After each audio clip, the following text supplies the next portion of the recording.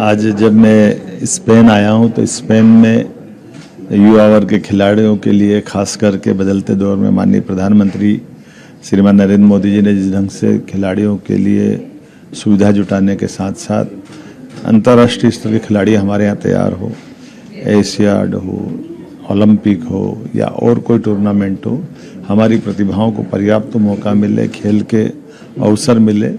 इसलिए उन्नत खेल के देशों के साथ में भी अच्छे क्लबों से संपर्क हो और वो सब चीज़ें हमारे यहाँ भी आए। इस सिलसिले में हम आज यहाँ स्पेन के दौरे में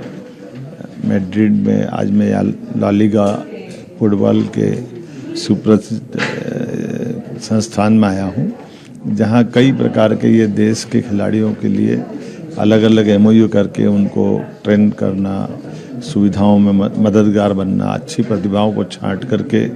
निखारते हुए आगे ले जाना, राष्ट्रीय अंतर्राष्ट्रीय प्रतियोगिताओं को कराने में अपनी सहभागिता रखना, प्रत्येक प्रकार से फुटबॉल को बढ़ाने के लिए ला लीगा का अपना अंतर्राष्ट्रीय महत्व है। भारत सरकार के साथ ये खेल डिपार्टमेंट के साथ मिलकर के इन्होंने हमारे प्रदेश से भी एमओयू किया है। मैं मध्य प्रदेश के लिए जहां माननीय प्रधानमंत्री जी ने स्वयं ने हमारे शहडोल के एक छोटे से गांव को ये फुटबॉल की राजधानी बताया, एक तरह से फुटबॉल का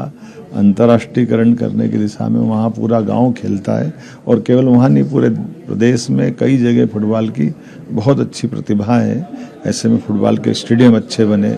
फुटबॉल की प्रतिभाओं को देश और देश के बाहर मौका मिले, हमारी सरकार ये करने के लिए प्रतिबद्ध है।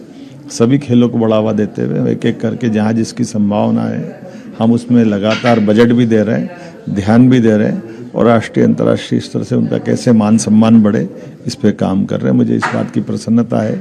आज जब मैं यहाँ स्वयं दूसरे व्यापार व्यवसाय के कामों को बढ़ावा देने आया, इसमें कल्चर को, स्पोर्ट्स को, प्रत्येक विभाग को भी हम उतना ही महत्व दे रहे हैं। मैं अपनी ओर से यही कहना चाहूँगा कि हमारा प्रदेश सभी क्षेत्रों में आगे बढ़े, सरकार इसके लिए प्रतिबद्ध है। मेरी अपनी ओर से आज के संस्थान में यहाँ के पदाधिकारियों से चर्चा की, इनसे भविष्य में मध्य प्रदेश के साथ कैसे जुड़ सकते इस पे बात की।